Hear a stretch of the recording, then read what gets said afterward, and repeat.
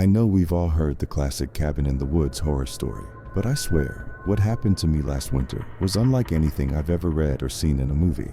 Let me backtrack a bit. So my best friend Lucas invited me to stay at his family's cabin, way up in the Adirondacks. His family's owned it for generations, and the place has this vintage cozy vibe. Wood paneling everywhere, creaky floors, the works. We thought we'd just hang out, play some cards, and disconnect for a while. I was stoked, but I started getting weird vibes almost immediately.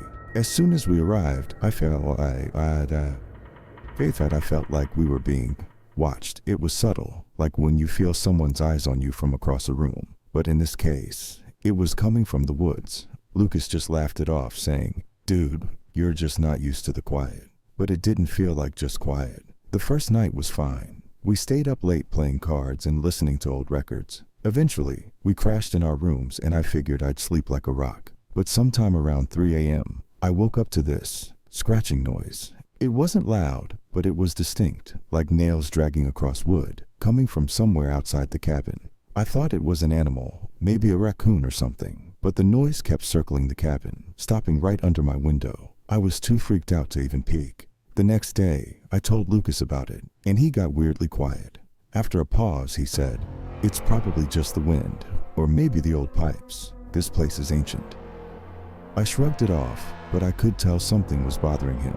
That night, it happened again. This time, the scratching was louder, like whatever it was had grown bolder. But there was something else too, a soft humming. And get this, it sounded almost human. I thought I was going nuts, but when I crept down the hallway to Lucas's room, I saw that he was wide awake, staring at the ceiling, like he'd heard it too. We didn't even say a word to each other. We just sat there, in the dark, until the sound stopped. On the third day, Lucas finally opened up. He told me that ever since he was a kid, he'd hear strange noises around the cabin, whispers, footsteps, that same scratching, but he'd never told anyone because his family would brush it off as his overactive imagination. He admitted he was scared to even come up here alone. That night, the energy felt different. It was like the entire cabin was holding its breath. Around midnight, we heard this loud bang on the front door. We ran to check, but when we opened it, no one was there, just darkness, and this awful rotting smell, like something had died nearby. But here's where it gets really messed up. When we closed the door and turned around, every single window in the cabin was fogged up, and on each one was a handprint, smaller than mine or Lucas's, almost child-sized. We tried to brush it off as condensation, but deep down, we knew that wasn't it. We were both too spooked to sleep, so we stayed up, huddled in the living room. Around 3 a.m., that scratching started again, except this time it was inside, right down the hallway. We both sat there frozen, just listening as it crept closer, inch by inch, until it stopped. Right outside the door, suddenly, we heard a soft knock. I swear, it was the lightest tap, like whoever or whatever was out there didn't want to scare us too much. But it was enough. We bolted out of that cabin without a second glance.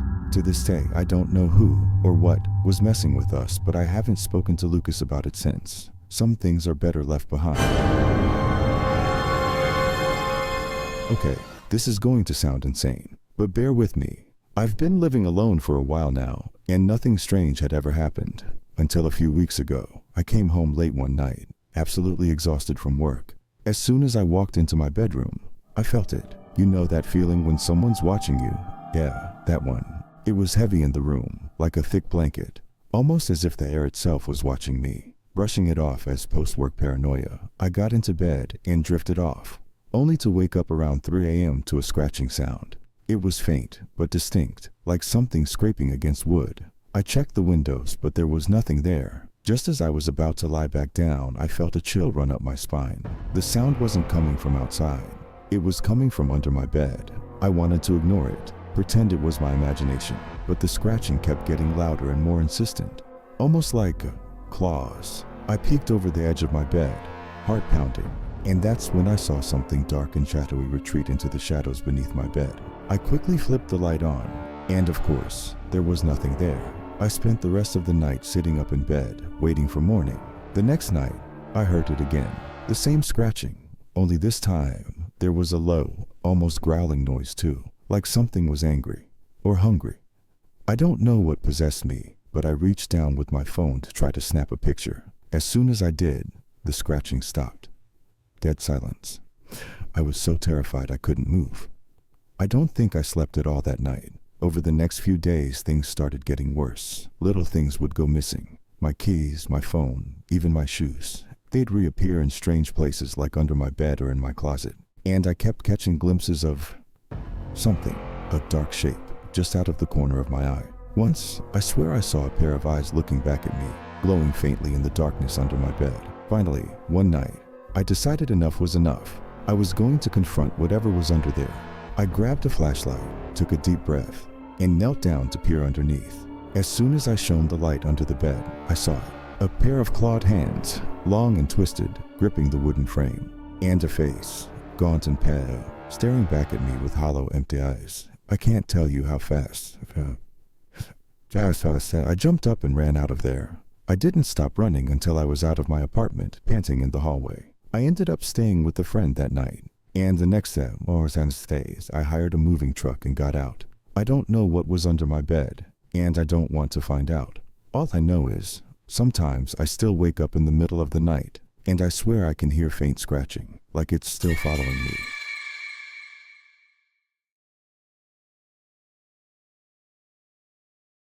Just waiting to be let back in. I moved into my new place a few months back. It's a simple little one-bedroom, nothing fancy, but it's cozy. And the price was too good to pass up. One of the first things I did was set up a security camera by the front door. It gave me peace of mind to be able to check on things when I wasn't home, especially since I travel a lot for work. One night, I came home late after a long day and noticed my phone had a security alert. The camera had picked up movement in my apartment, but it was inside, not at the front door. I opened the app, hoping it was just a bug, but my heart stopped when I watched the footage. The video showed me coming home, placing my keys on the counter, and then walking down the hall. But then, about 30 seconds after I disappeared into the bathroom, a figure walked into the frame, moving through my living room, directly toward the camera. It looked almost like me, but not quite. The posture was strange, and its face was just off, like someone wearing a mask of my face that didn't quite fit. It walked right up to the camera, staring directly into it before the screen cut to black. I was completely freaked out, but tried to rationalize it. I convinced myself it had to be some kind of app glitch, or maybe a double recording of me. But after that night, I kept getting alerts from the camera every few nights, all around the same time, and every single one was that thing. It would appear out of nowhere, sometimes just standing there, staring, sometimes moving around like it was looking for something. One night, I decided to stay up late and watch the camera feed live. My heart was racing as I sat there in the dark, watching my empty living room on the screen. Midnight came, then 12:30, and just when I started thinking maybe I'd imagined it all, the figure appeared, right there, in real time, just standing in my living room, completely still. I was frozen, watching as it turned and looked directly at the camera, like it knew I was watching. Then, it did something that made my blood run cold. It mouthed the words, "I see you," before the screen went black. I didn't sleep at all that night. First thing in the morning, I took down the camera and threw it away. I even considered moving, but the lease is up in a few months, so I thought I could just tough it out. But here's the thing, even with the camera gone, I still get notifications. Every few nights around midnight, my phone buzzes with a motion alert from a camera that isn't there. And every time I check, I see myself, or something that looks like me, staring back.